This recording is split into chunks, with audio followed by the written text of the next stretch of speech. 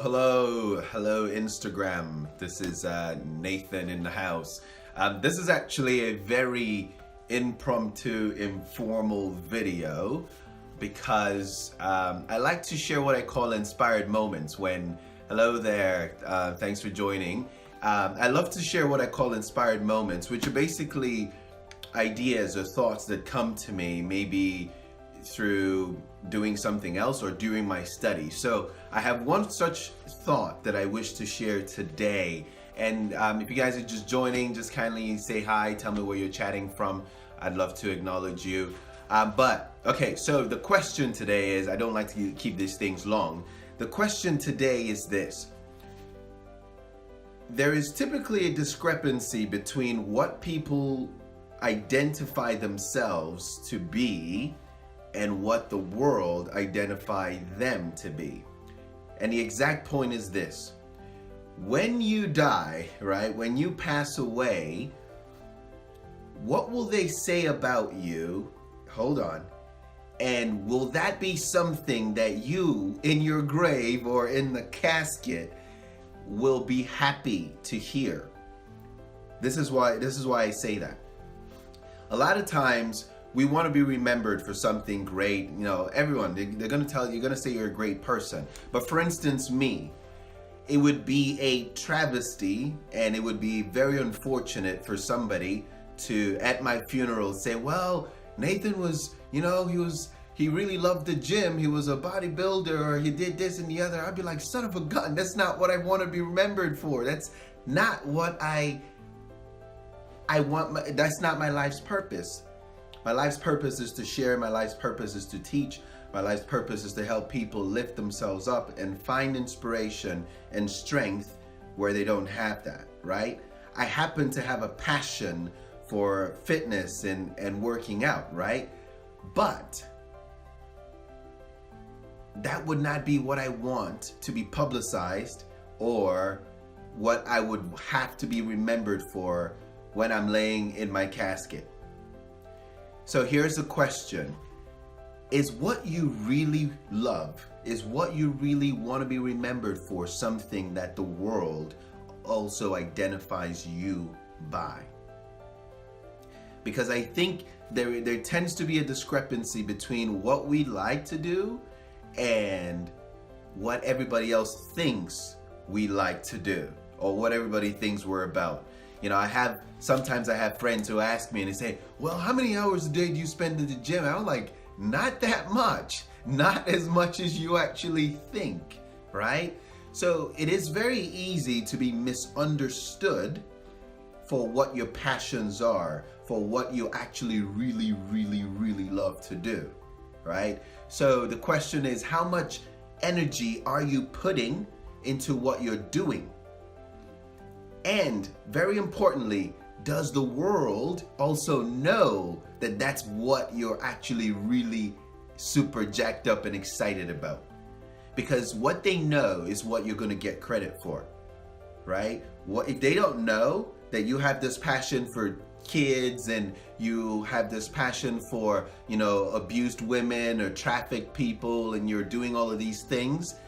Well, you're not really going to get any recognition there. And that brings me to this thought. As I said, I want to keep this brief, but I'd like you guys to comment, like, of course, because I want to hear your thoughts on this. Now, I have a story that I like to share, or at least a quote that I like to share from one of my favorite psychology books. I'm a huge psychology nut. That's one of my backgrounds. But it talks about things that occurred in history of which other people got credit for, right? Sometimes, you know, this person comes up, for instance, Steve Jobs. Steve Jobs got credit for like the smartphone. Well, other people had done that better than, not better, but they did that before. Certain people tend to get credit for things that they were not supposed to get credit for. And the question is, how did that happen, right? So this kind of goes back to what you're going to be remembered for once you're gone, as opposed to what you really would be excited to be remembered for. So I want you to listen to this, and it talks about when we speak about, let's say, the evolutionary theory, and we say, hey, who proposed that? Everybody says Darwin. Well, the fact is that theory was already postulated and was already proposed long before Darwin, right? But what happened? It was that Darwin happened to be the guy who pretty much took it and ran, right? And so everybody began identifying this theory with Darwin. So I want you to stay with me, and I want you to listen to this. Let's see, where do I start? Okay, for instance, it says, okay, so this, first off, the book says, typically only those individuals who did the most to develop or popularize an idea are generally associated or covered in this book, right? It said, for instance, Charles Darwin is generally associated with evolutionary theory, when in fact, evolutionary theory existed in one form or another for thousands of years, right? Darwin documented and reported evidence supporting evolutionary theory in a way that made the theory's validity hard to ignore. Thus, Darwin was not the first to formulate evolutionary theory. He did much to substantiate and popularize it, and we therefore associated with his name. The same is true for Freud. So the Freudian theory that everybody talks about, Sigmund Freud, the Freudian theory of unconscious motivation was already basically proposed and postulated from other people. Hence that whole thing, nothing is new. Nothing is new. However, there's some people who take these things and run and end up getting associated with it, right? So hear what the book says, because this is the most poignant part of it. It says this book focuses on individuals who did the most to develop an idea, for whatever reason have become closely associated with an idea. Regrettably, this approach does not do justice to many important individuals who could have been mentioned, or to other individuals who are lost to antiquity, who were not loud enough or lucid enough to demand historical recognition. That, ladies and gentlemen, is the message. Whatever it is that your passion is, whatever it is that you're really into, if you're not loud enough, if you're not lucid enough to demand historical recognition, you will not be included in the history books. It's just that simple. You will not be included in the history books. You literally have to demand your place in history to receive that credit for what you did. There were so many things, even with Tesla. Tesla held patents to things, for instance, like the shortwave radio, that was actually given to somebody else.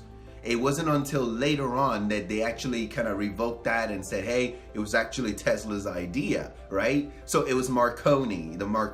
So Marconi received credit for that the shortwave radio when it was actually Tesla's idea. So the remote controls, RC, control cars and all of that stuff, it wouldn't have occurred. So you need to be lucid for what you want to do, because I think it would be an absolute travesty if on your funeral you were remembered for something else. If, let's say, for instance, you're a man or a woman, you say, oh, they said, oh man, he was always sharply dressed. He really cared about fashion. And you're like, dude, I don't care about that stuff. That was not what I cared for, right? So it's just a call to action. I'm a big passion person. That is overall what I stand for, is living your passion and doing that which you did. If you spend 40, 80 hours at a job that pays you a good wage or a good income, and that's not really what you want to be remembered for, at the end of the day, you better be taking some steps to do that in this new year. I want the thoughts from that book.